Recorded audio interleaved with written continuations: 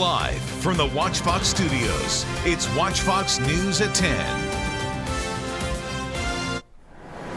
This just into the WACH Fox Content Center. A 15-year-old girl reported missing from Newberry County has been found safe. The Newberry County Sheriff's Office says Grayson Barrier was found in Lexington County. She was reported missing earlier this week. We're working on a number of stories for you tonight, but first let's go to the weather department. Soggy weather throughout South Carolina, not going to change either.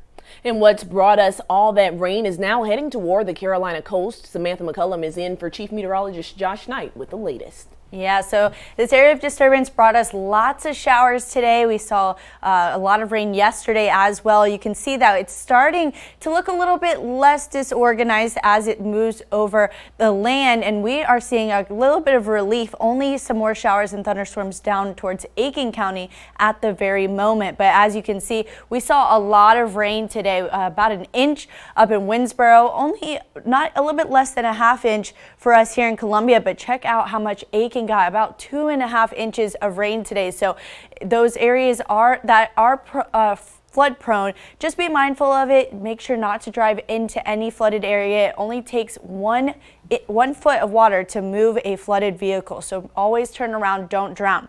Looking at tomorrow, we are looking at more rain, but less than we've seen the last few days. So as you can see into the afternoon, a few spotty showers, and that's pretty much the talk of the day. 3 p.m., a few more isolated showers, maybe a heavy downpour, but not anything like we saw yesterday or today, thankfully. Heading on into the evening time, that's when we could see a rumble of thunder, but overall not widespread showers. We'll take a look at the rest of your week, including your weekend forecast, in just a little bit. And speaking of those showers, heavy rain in Camden left some areas flooded today, and many who live there are getting frustrated that their concerns aren't being heard. The flooding was severe on Gordon Street, trapping this car partially underwater. Coming up in about 30 minutes, our Dar Khalid has more on why residents say this has been an issue for years.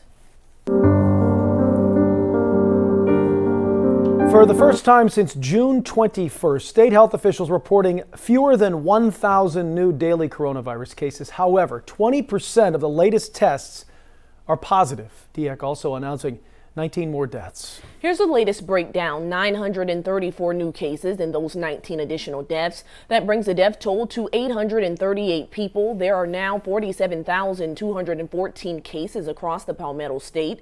DEC says they've conducted more than 488,000 tests. And the start of the new school year just a few weeks away now, but some parents still aren't certain what to expect when class is back in session again in this pandemic world. Many say virtual learning has benefits and challenges. One of the negatives is some students across the state haven't been doing assignments. In fact, state education officials say almost 2% of students, thousands of them, have essentially been unaccounted for since the pandemic started. Coming up in about 30 minutes, we check in with some local families about what comes next. The pandemic canceling yet another event in the Midlands. Benedict College's homecoming events won't be happening this year. The week-long festivities were scheduled for October 11th through 18th. That event usually brings more than 10,000 fans and supporters from across the country. As of right now, the football game is still on, but things like the Step Show Parade and Block Party are canceled. The city of Casey has become the latest place to put a mask ordinance in place. City Council passing that measure today. It goes into effect Friday morning at 6. People in Casey will have to wear masks in places open to the public inside city limits. People who violate the mandate could face a $25 fine. Businesses could face a $100 penalty. And with ordinances like that in place in so many cities in South Carolina now, some think wearing masks can have a long-term effect on your health, but experts tell us that you should still wear one. Our Brittany Breeding breaks down what the research shows and how you can avoid health issues. According to PN Medical, wearing a mask can cause psychological and physiological effects. For both cases, it tends to have them breathe more rapidly than normal. So it's called hyperventilation. Psychologically, it's because they're in an uncomfortable situation. But physiologically, the increased pressure of having to breathe through or against a mask. And with a pre-existing condition like asthma, the impact could be much worse. The danger is if you get caught in a rapid pattern and you take the mask off, you might still be trapped in that rapid pattern. It becomes autonomic, meaning your body does it without thinking. If those rapid breaths continue long-term, there could be serious problems. So you're going to have an elevated heart rate more often. You have something called atherosclerosis, where your blood vessels will get stiffer which ends up leading to heart problems like heart attacks. But there are things you can do to prevent that. Take 5 normal breaths, good quality breaths, then put your mask on and take 5 more. Just reintroduce your body that this is what normal should feel like. Breathing experts say those breaths need to be in through your nose and out through your mouth. 4 seconds in, 6 seconds out, and a 2-second pause. Experts also tell me despite this, masks are very important to stopping the spread and need to be worn. They just suggest you follow these breathing tips. Reporting in Columbia, Brittany Breeding, WACH Fox News.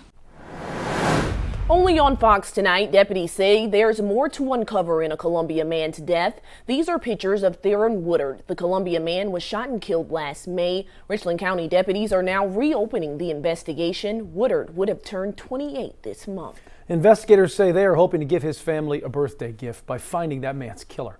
Our Chloe Carlson has that story.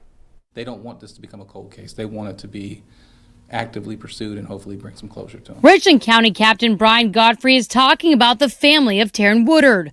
He was shot and killed in May of last year. That night that they had frequented the 2-Notch Bar and Grill, then they went to Club Bliss for a little while. According to deputies, Woodard and his friend were out having fun and around 4 a.m. decided to head home. According to Captain Godfrey, the victim, Theron Woodard, was riding down this road at Columbia Place Mall when the suspect pulled up and started shooting. Called for law enforcement respond. We responded, made contact with the driver of the vehicle who had been shot as well, and his passenger had been shot. Both were transferred to the hospital where Woodard was later pronounced dead. Just complete disbelief. No understanding why. It was a good night. They had a good time. Investigators don't know much about the suspect or suspects, but say they were driving this car, a gray Dodge Charger. And with Woodard's birthday just days away, they hope to give his family the gift of finding his killer. We recently just had a call that they actually called me about 2 weeks ago. It was a neighbor of them that they loved him. They want the closure for the family. Everything we know, he was an awesome guy, and we're not quite sure why this happened to him. In Columbia, Chloe Carlson, WACH Fox News. Well, anyone with information about that shooting is asked to call Crime Stoppers. You can make an anonymous tip by calling 1-888-CRIME-SC. We have all that information and more about this story posted on our website. Just click this story at WACH.com. And take a good look at your screen. Lexington County deputies trying to identify the 2 men you see in these pictures. They were last seen at a bar in Swansea early Sunday morning. Now, investigators would like to talk to them about a drive-by shooting that happened at that very same business. If you recognize those men, you can also call Crime Stoppers.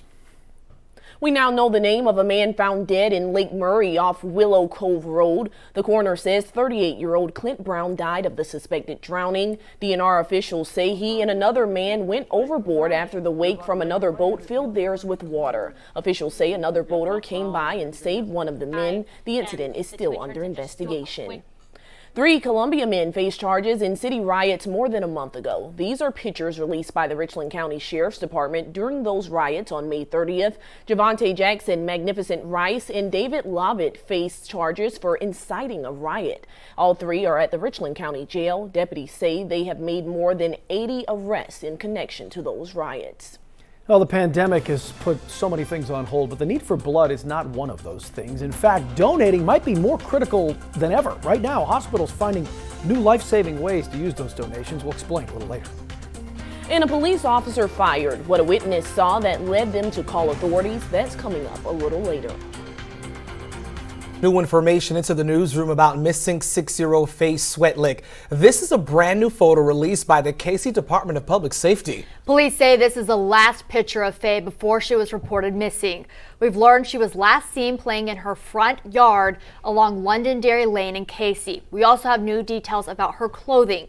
She was last seen in a black shirt with neon colors, a flower print skirt, and polka dot rain boots. She's 3 feet 10 inches tall, weighing about 65 pounds. Now, authorities are also giving us more information. They tell us that she is lactose intolerant and has a speech impediment. And Faye is a first grader at Springdale Elementary School. Well, our Chloe Carlson has been tracking this story all morning, and she's live at the media staging area in KC, where law enforcement officials have been giving updates on the search. That's right. So, Chloe, what new information do you have at this time?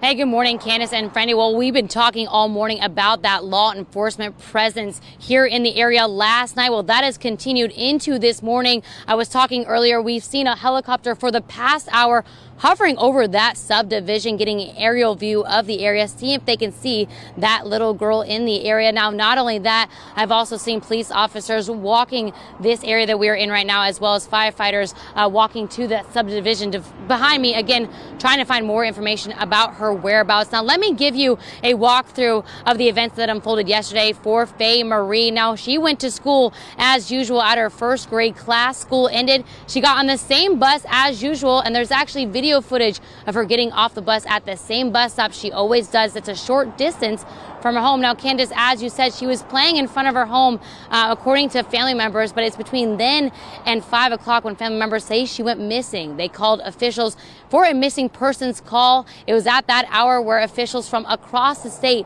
then gathered here in the area searching for that little girl. Like I said, helicopters yesterday and this morning, K-9 units searching for a scent in the area. Now, we did see this morning police officers were in that subdivision asking people not only if you'd seen her, but what unfolded yesterday so they can try and piece together what happened. All right, Chloe, and still no Amber Alert for the missing little girl. You've spoken with authorities about this. What are they saying the reason is behind not releasing one? Yeah, well, Candace, like you said, everyone is asking, why is there not an Amber Alert going throughout the state and letting people know? Well, that is because we do not have enough information on this case just yet. Typically with an Amber Alert, you have a description of a vehicle or a suspect. Right now, we don't have any of those in this case. But Adam Myrick of the Lexington Sheriff's Department says that's really just formality at this point. Social media has done an amazing job getting the word out. Her photo has been viewed over 500,000 times. That was earlier this morning, so that number I'm sure has grown since, and people are continuing to share her photo. I've had members of the community driving up to me this morning asking, is she okay? Do you have any new news? So they're very concerned here in the area, wanting to come and do their part, helping to find this little girl. Now, again, we have a team tracking this story throughout the afternoon, and later on tonight we'll give you updates as we know more. But for now, live in KC, Chloe Carlson, WACH Fox News. Chloe, thank you. I know law enforcement earlier said the best thing that we can do right now is continue to share that photo. They held a press conference earlier this morning and talked about the search that's happening right now for Faye Swetley. So let's take a listen to what Sergeant Evan Antley had to say with the KC Department of Public Safety. We encourage the community to get involved by sharing those photos, keeping her name in the public. Part of our search, though, is also looking for any potential evidence in the area, and that's something that our trained firefighters with the search and rescue and our trained law enforcement officers are looking for. Well, to hear more on what law enforcement officials had to say at that press conference this morning, head on over to our website at watch.com. And just moments ago, Lexington School District 2 released a statement. The school district is saying, in part, our thoughts are with our student's family as the search for her continues. Well, if you have any information, the statement continues to say that you can help law enforcement. Please call the hotline. They've set up a hotline at 803-205-4444. And if you're just joining us, here's a quick recap of what we know so far about the missing 6-year-old Faye Swetley. Again, she was reported missing around 5 o'clock yesterday. She has strawberry blonde hair and blue eyes. And she was last seen wearing a black shirt with neon colors and a floral print skirt with polka dot rain boots. We're told that she is 3'10" and weighs 65 pounds. And earlier today, during our team coverage, Ashante Sumter was telling us how authorities actually went to a nearby Shell gas station and was asking for some surveillance video, or kind of looking at the video. And Shante talked about how that manager said that police wrote down different timestamps from that video. And we're told they've been visiting several businesses as well as stopping vehicles earlier this morning in and out of the neighborhood where she was last seen in order to gather more information. They're going to continue to do that this morning, knocking on doors and question people who are in that area. And something else they also asked for those individuals in that area, if you have surveillance video or those Nest cameras or the Ring cameras in your porch, they're asking to please at least notify authorities so they could take a look at it to see if there's any information they could piece together to find out what happened to And that's all happening in the Churchill Heights neighborhood. Our coverage is going to continue this afternoon. We will be back with the very latest update at 1 o'clock this afternoon. We're going to stay in the area in case the other suspect pops up, and that's what happened. One man is in custody tonight, another on the run. Authorities say the man led deputies on a chase through the woods and through water in Newberry County. What they're accused of doing and where the manhunt stands right now. And the state's top health officials saying everyone needs to wear a mask, but not everyone is on board. What kind of impact the doctor says it would make on the state. Plus, a woman and a 4-year-old boy she was babysitting wandered off into the woods. By nightfall, they were nowhere to be seen. That is until an unlikely duo showed up. Live from the WACH Fox studios, it's WACH Fox News at 10. Wow, you can hear that thunder and take a look at all of that hail. This happening earlier tonight in Elgin. Nicole Kita sending this to our WACH Fox Facebook page. And Josh, that's some pretty impressive video. That looks like really big hail. Yeah, it was. She was saying about a ½ inch, and they did exactly what I would have done. They scooped up a bunch and put it in the freezer. They were sharing some pictures with me. So that was a severe thunderstorm warning that we had in that area. It was part of Richland County and Kershaw County. Thank you so much for sharing that with us. And we are done with the severe storms for tonight, but there's still a little bit of rain and some heavy rain in a few areas. You can kind of watch here. We had sea breeze storms come in from the south, and then a line of storms sink in from the north and kind of met right across our area, and that was where we saw that strongest one there right around Elgin and Pontiac, where we did have that severe storm. Right now, just some lighter rain as we work our way down into Aiken County. Same story for you, parts of Richland County and dropping off to the southeast. Just a little bit heavier down here closer into eastern Orangeburg County and getting over onto the other side of I-95. As we work our way around the area, not everybody had big rain totals, but in many places more than an inch. In the yellow and orange colors give you an idea here. Some of these estimates 1.8 inches, 1.9 north of Columbia, and more than 2 inches as we get south of town. Quick look for tomorrow because we are dealing with more storms again. Dry to start the day, but as we head to lunchtime and beyond, any point later, we could be looking at some more storms. I'll show you when and where they're most likely to pop up on your Future Watch coming up here in just a few minutes. Tonight, Newberry County authorities still working a manhunt that began this morning. Our Suji Nam was on the scene when she saw one of the suspects, now identified as Jesse Duke, and she alerted the deputies. Newberry County deputies on a manhunt Friday for 2 men accused of burglary and larceny. Deputies combed through woods and lined up along the Broad River Bridge. WACH Fox News was there and spotted one of the suspects, a white man, darting across the bridge. We notified authorities who caught one of the 2 suspects. Back up on the Palmetto Trail, and an officer saw him in a thick underbrush and went to him and took him into custody. But the search isn't over yet. The white male kept popping in and out, so we're not sure where the black male went, but we do have the white male in custody. Deputies are still searching for a light-skinned African-American man. Sheriff Lee Foster tells us the men stole a golf cart, leading deputies on a chase before jumping into the woods and then the water. We're going to stay in the area in case the other suspect pops up, and that's what happened. We regrouped, and then we were still in the area. And we're going to remain in the area, and hopefully he'll come out. The sheriff is reminding everyone to lock your doors and keep valuables out of your car. In Newberry County, Suji Nam, WACH Fox News. New details now about a 3-year-old who died in a shooting Wednesday night. Richland County deputies say their preliminary findings show Liam Myers accidentally shot himself at Windham Point Apartments in Northeast Columbia. A family member rushed Myers to the hospital where he later died. Deputies say they're still investigating that case. DHEC says there are now more than 78,000 cases of coronavirus in South Carolina. Today's latest numbers show 46 more people have died from the virus. That brings the death toll to 1,339. State health officials also say there's another child who has multi-system inflammatory syndrome. That child is in the upstate. And as coronavirus cases continue to rise, the state's top health officials are pushing for all South Carolinians to wear masks.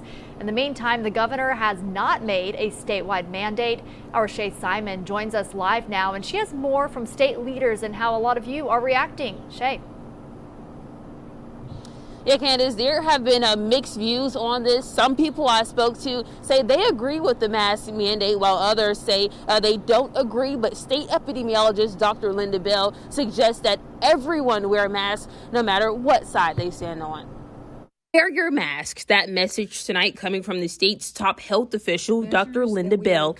In a statement to WACH Fox, Bell says if everyone in our state would wear masks, we can completely reverse our fortunes and create safe environments. This, says DHEC, reports nearly 2,000 coronavirus cases Friday and 46 more deaths. Some say masks are the safest option.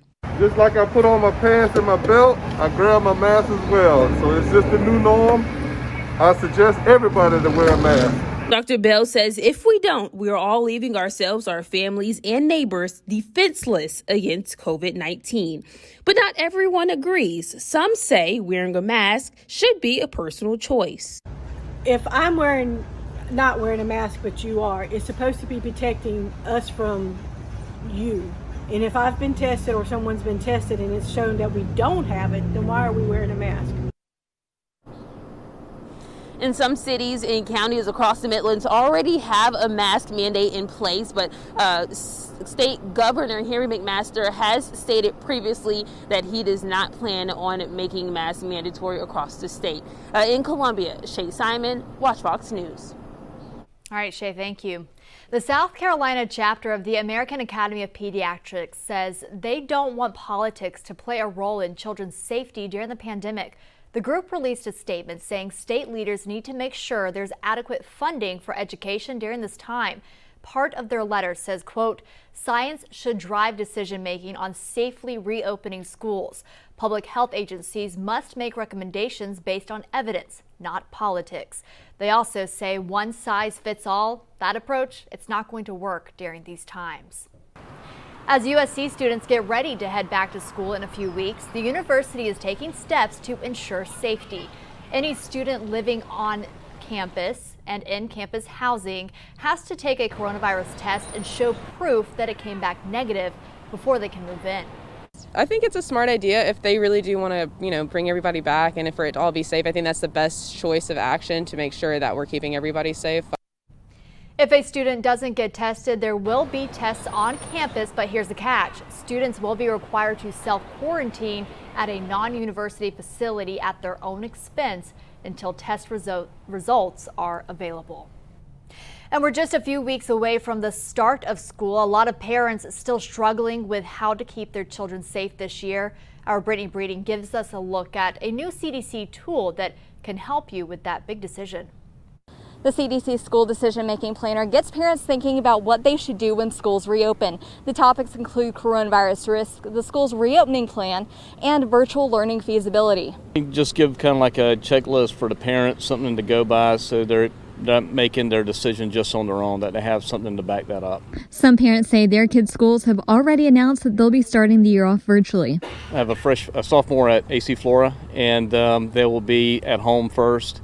And then they'll wait and see if the numbers go down. They'll go to a hybrid maybe. But for others who still have to make that choice, the CDC decision-making tool breaks it all down. The first category, risk. This is about whether the child or any family member could be put at risk by returning to school or if cases in the area are high. I live with my grandma, so I have to be careful about keeping her safe. Another category, how the school is preparing, such as are reopening plans effectively reducing risks for students and if your child can or will wear a mask. I think it's a little bit scary because I know a lot of the people at my school or just in general at my age don't really want to follow the rules of social distancing and wearing masks and stuff. I don't know how well they'll be able to social distance if there's 25 kids in the classroom. I don't see how they can keep them 6 feet apart. Capabilities for virtual learning and how a child does with remote learning are also part of the tool. It's a person by person basis thing that you kind of have to judge, and from there we can figure out whether or not it's a good idea for us personally to go back or not. The tool also gets parents thinking about if their child needs other things such as school-provided meals,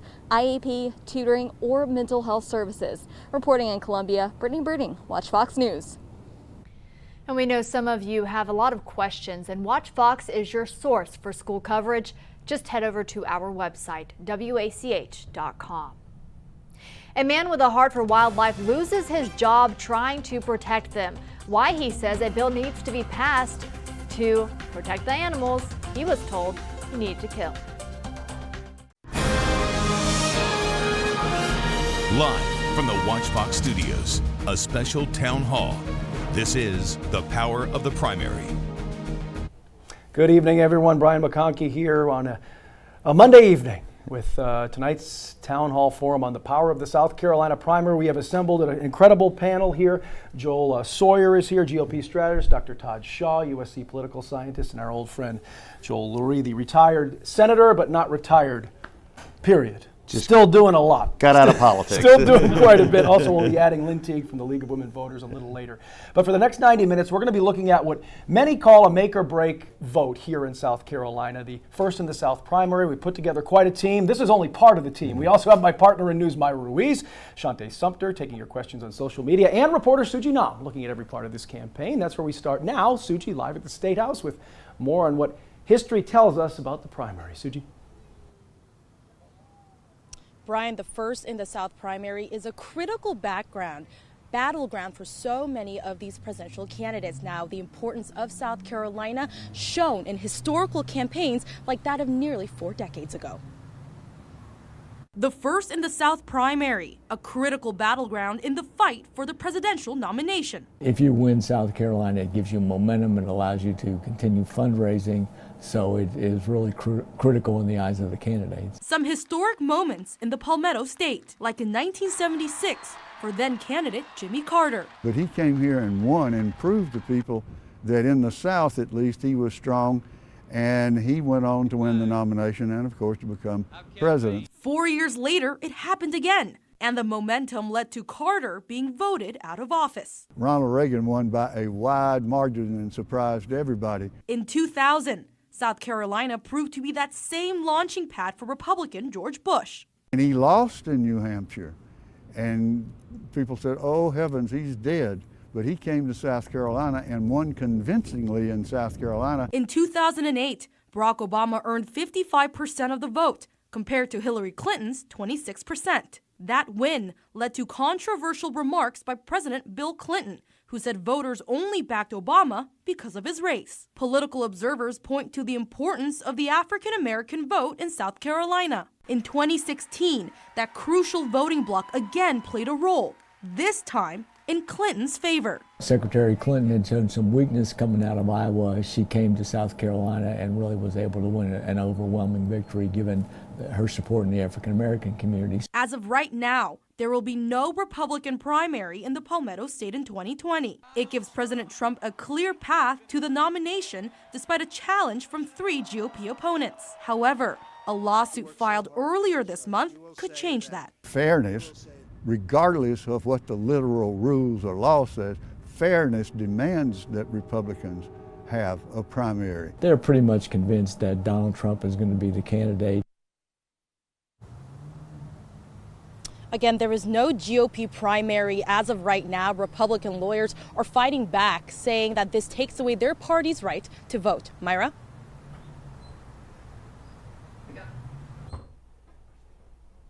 Well, Suji, we spoke to Sinclair political analyst Eric Bolling to weigh in on the significance of the primary. Sinclair Broadcasting's America This Week has featured interviews with all sorts of presidential hopefuls, and the host, Eric Bolling, is joining us now with more perspective on what's happening with that in South Carolina. If you don't win South Carolina, you're probably not going to become the nominee. So on the Democrat side, it looks like it's going to be down to Elizabeth Warren, Joe Biden, and Bernie Sanders. Doesn't look like anyone else is going to compete with them, especially when you get to South Carolina. Now, on the Republican side, the fact that there's no primary in South Carolina basically tells you Joe Wilson and Mark Sanford have no chance of taking on Donald Trump, so they've been deemed irrelevant, and it didn't matter. They weren't going to have a shot at it anyway. So if Bernie Sanders comes into South Carolina as a Democrat socialist and does well against Elizabeth Warren, that may be what it takes to keep Bernie Sanders in the race going forward. If he doesn't, he'll probably not be spending any more time after South Carolina. And Eric Bolling tells us that he thinks Elizabeth Warren will be the one to beat on the Democratic side. Also, he says even though there is a lawsuit that challenges the state GOP decision to forego a primary, he doesn't think it'll change anything. Our panelists might have something else to say, though. Yeah, we were talking a little bit about that when they were arriving today. We know that there is a lawsuit in play here that could potentially force someone's hand to host a GOP primary. But Joel, I guess we'll start with you with this question. What do you think of the whole situation to not even schedule one? Yeah, well, a couple of things that are important to know. This is not unique. I mean, the Democratic Party didn't have one in 2012, and then the Republican Party didn't have one in 2004, and then on back. The thing that makes this one a little bit unique is that the contention is that the Republican Party did this in contravention of their own rules, that they broke their own rules to cancel it rather than follow whatever process is laid out to cancel it. It's going to be an interesting question for the judge. Because parties have pretty broad latitude for what's called free association. It's like, parties can conduct their business the way they want to conduct their business. Now, politically, is any of it going to matter? Not really. Donald Trump is going to, use South Carolina to run up the score.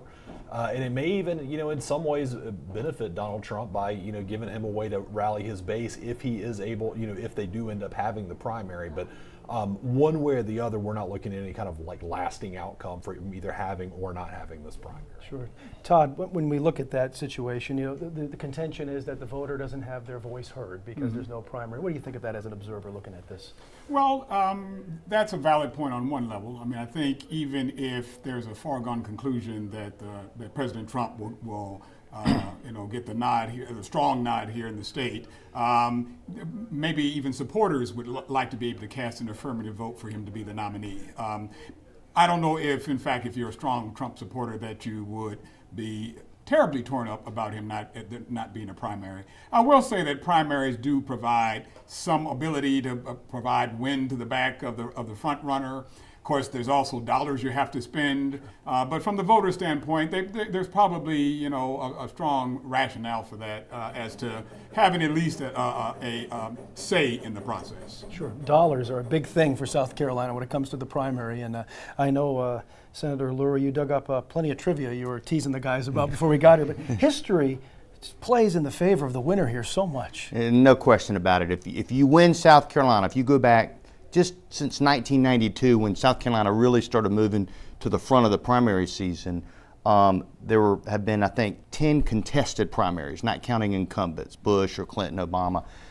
8 out of those 10 went on to win their party's nomination, and in many cases, 5 of those 8 won the presidency. The only 2 that won South Carolina that didn't win their nomination were John Edwards, who had sort of that native son appeal, and Newt Gingrich, who was right next door. So, I mean, really, I would say the odds makers would look at South Carolina as, if you win South Carolina, you're the odds-on favorite to win your party's nomination. Sure. You had that piece of trivia, and he nailed it. Newt Gingrich, That's the last one to not go on. I had forgotten about that. I had too, and I was there that night too, and still somehow I forgot. Selective memory. Yeah, selective memory is true. Gentlemen, we'll check back in with you shortly. But we're going to go to break now. But coming up straight ahead on Your Voice, Your Future, the Donald Trump factor, or maybe more appropriately, the Trump influence. How the president gained traction on the road to the White House in 2016 is something that people trying to challenge him now might end up doing as well. Plus, South Carolina residents have their own set of worries during this election season. After the break, they tell us what issues they want addressed in the Palmetto State.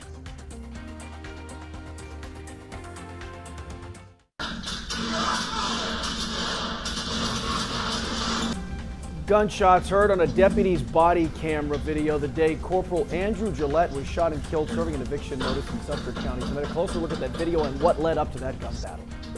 And new information about the shooting death of a 3-year-old boy in northeast Columbia last night. Authorities say the gun involved in that tragedy was stashed under a mattress after the shooting. And 7 deaths linked to a single road in Newberry County. Mysteries without witnesses. And families and law enforcement want answers. Live from the WACH Fox studios, it's WACH Fox News at 10.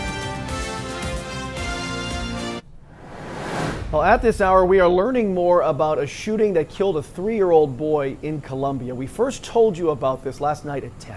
At this hour, Richland County deputies are still investigating what happened to Liam Myers. Our Shay Shyman is at the Sheriff's Department with new details. Shay? Yeah, Brian and Candace, we've been on top of this story since last night. We've been able to track down this incident report here detailing some of what happened on Wednesday night. And as you can see, parts of this incident report are blacked out for privacy reasons, but this is what we do know tonight. Richland County deputies in the Wyndham Point Apartments Wednesday night after getting calls that 3-year-old Liam Myers had been shot. According to the incident report, when deputies got to the scene, Myers had already been rushed to Providence Hospital by family members.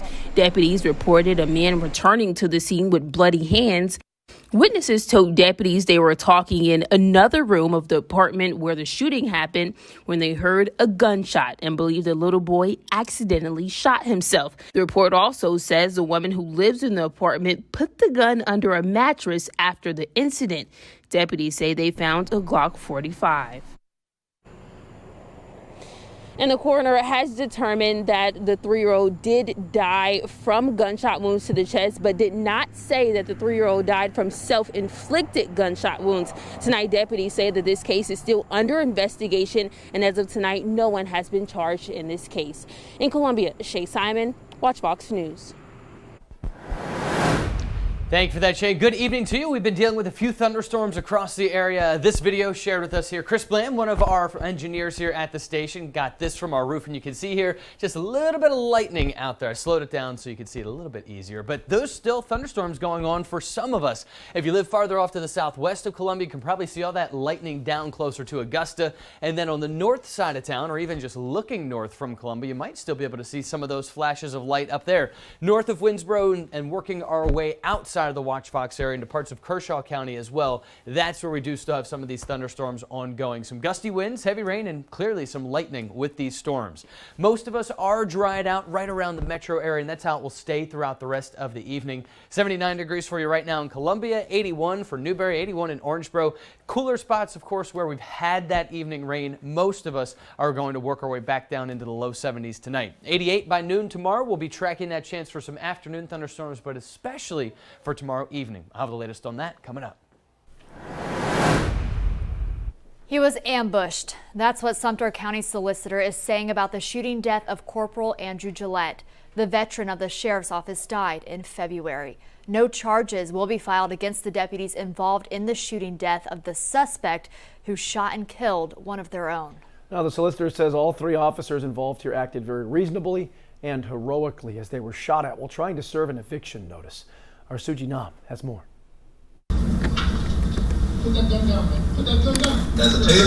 This video from February 25th shows the moments leading up to the death of Sumter County Corporal Andrew Gillette. The 3rd Solicitor's Office released Senior Corporal Beaver's body camera video, taken as they served 56-year-old Terry Hasty with an eviction notice. I'm not asking you to go with us. I'm not asking you to start moving things out. I'm just telling you, you need to come out of the residence. Corporal Andrew Gillette and Staff Sergeant Kraft were behind Deputy Beaver. After the suspect refuses to listen, Deputy Gillette pulls out his taser and the warrant in his other hand. That's when Hasty reaches for his gun and shoots 5 times. Investigators say Deputy Beaver also fired back, striking Hasty in the chest. Corporal Gillette fired his weapon 15 times after he'd been hit and was on the ground. The death of Corporal Gillette was tragic and unnecessary.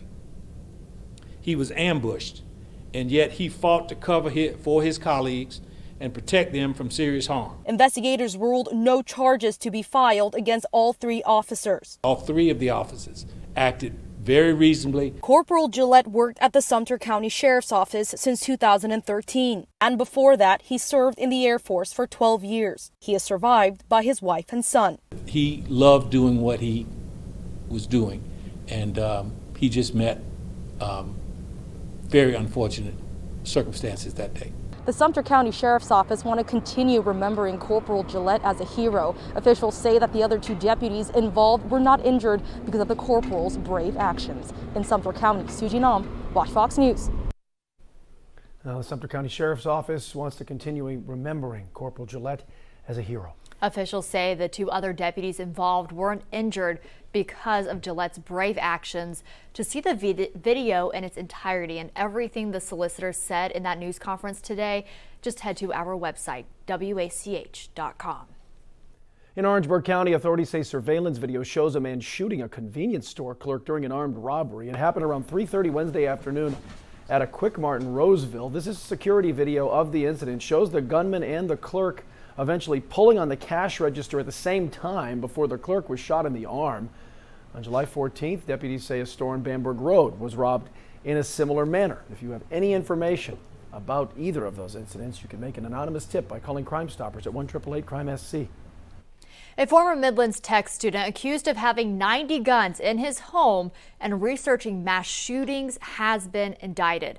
Federal documents show Edward Kempton is accused of wire fraud, mail fraud, and possession of machine guns. The documents say Kempton devised a scheme to defraud people across the country by using PayPal to buy guns. Authorities say Kempton would claim he never got the gun and get his money back. An affidavit says Kempton researched the Mother Emanuel shooting that killed 9 black parishioners, as well as the Florence County shooting that killed 2 law enforcement officers. Kempton is due in court early next month. And we're learning more tonight about a teenager who was found dead in the Congaree River last night. The 17-year-old was swimming with friends when he went underwater and never came back up. Our Brittany Breeding today talked with people who say the tragedy has them thinking more about their own safety. That area of the river where that lock is, just the design of it, but it is hazardous for swimmers, especially if you're not a very good swimmer. Tragedy struck Thursday when 17-year-old Javion Cannon died while swimming in the Congaree River. The coroner suspects drowning.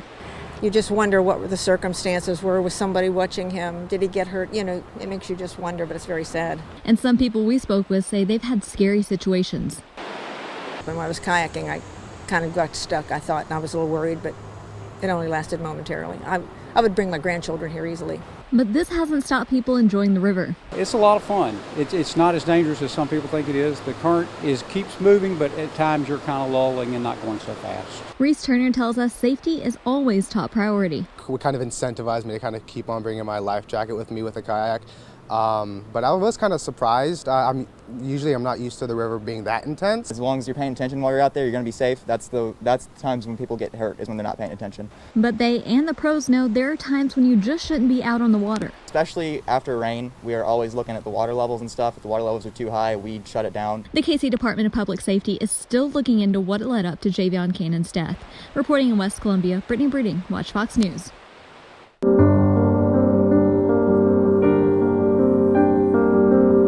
49 more people have died of coronavirus in South Carolina. The state now passing 1,200 total deaths, a very sobering statistic tonight. It certainly is, Brian. And DHEC also reporting today 1,500 new cases. 2 of those cases involving children under the age of 10 who now have multi-system inflammatory syndrome, known as MISC. It's an illness that's associated with coronavirus. Right now, there are 4 children diagnosed with MISC cases in South Carolina. Well, South Carolina State is going virtual to start the fall semester, citing the recent spike in coronavirus cases in South Carolina. SC State President James Clark announcing today that the university will begin its fall semester with only virtual courses. On Thursday, Clark telling that to the school's Board of Trustees during a video conference. That same statement delivered to students, faculty, and staff by video message. The state's Department of Education is releasing guidelines to keep students safe while they ride the bus. Buses will be at a maximum of 50% capacity. Buses will be loaded from the back to the front. Roof vents and windows will be opened, and students and drivers will be required to wear masks. The State Department of Employment and Workforce is extending benefits for another 6 weeks, and that's in addition to the previous extension announced this month. But this is the final extension allowed under state law. To be eligible for the extension, your benefits had to end last month. It was opening day for Major League Baseball. A lot of folks did not think we would see that happen. No. But what about a world championship right here in Columbia? Yeah, you'd play this one maybe in the parking lot outside the baseball game. People from all over the country in the capital city right now fighting for the title of the world's best. Coming up later, how they're balancing, though, cornhole and coronavirus safety.